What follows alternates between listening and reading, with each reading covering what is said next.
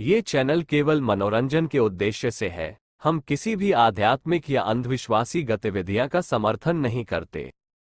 एक railway station पर एक रात की गहरी अंधकार में विभिन्न ऑटो ड्राइवर खड़े थे। आवागमन के साथ ही ये ड्राइवर यात्रीगण को उनके गंतव्यों की ओर ले जाने का काम कर रहे थे।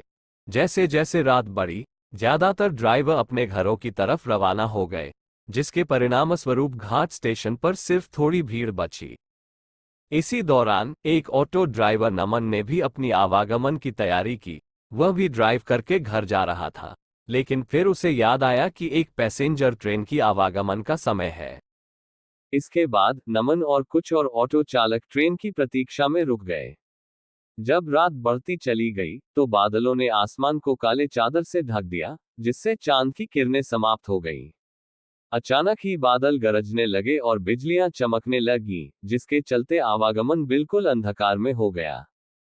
यथाशीघ्र पैसेंजर ट्रेन स्टेशन पर आए। ड्राइवर नमन का ध्यान ट्रेन से उतरते हुए एक युवती की ओर गया।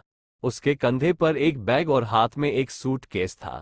युवती सीधे नमन के पास आई और बोली, मुझे सीतापुर जाना है। नमन ने कहा, रात के समय बहुत ही देर हो चुकी है, इसलिए किराया 1000 रुपये होगा। लेकिन अगर आप सुबह जाना चाहती हैं तो मैं सिर्फ 500 रुपये में ही आपको छोड़ दूंगा। युवती ने जवाब दिया, मुझे अभी जाना है।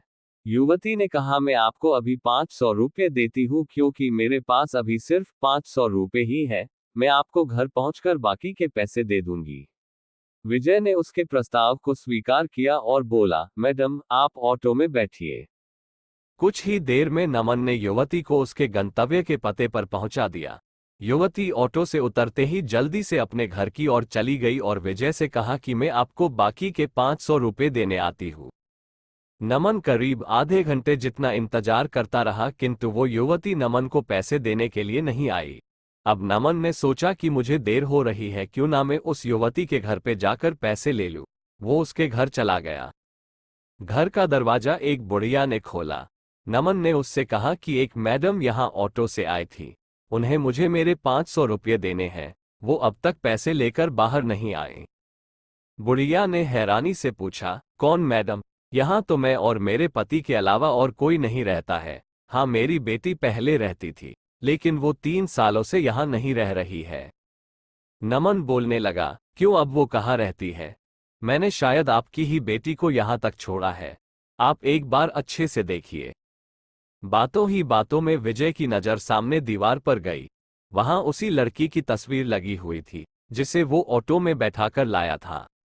नमन ने बुढ़िया से पूछा, वो दीवार पर जिसकी तस्वीर लगी है, वो आपकी बेटी है? बुढ़िया ने जवाब दिया, हाँ, वो ही मेरी बेटी है। क्यों, क्या हुआ? तुम ऐसे क्यों पूछ रहे हो?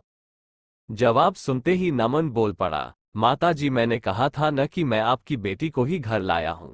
यही मेरे साथ ऑटो में बैठकर आई थी। आप अब जल्दी से मेरे पैसे दे दीजिए। देखिए, सुबह भी हो गई है, मैं कब से यही खड़ा हूं।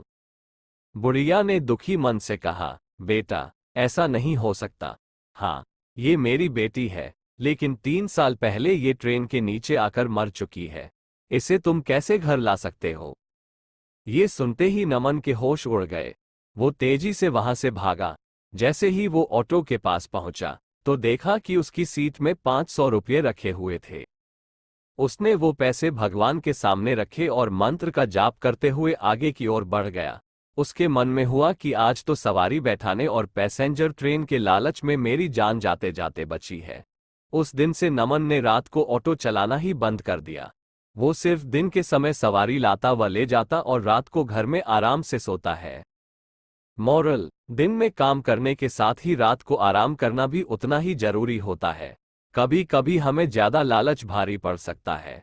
सूचना, ये कहानी काल्पनिक है। इस कहानी में दिए गए सारे पात्र भी काल्पनिक है। किसी की भी भावना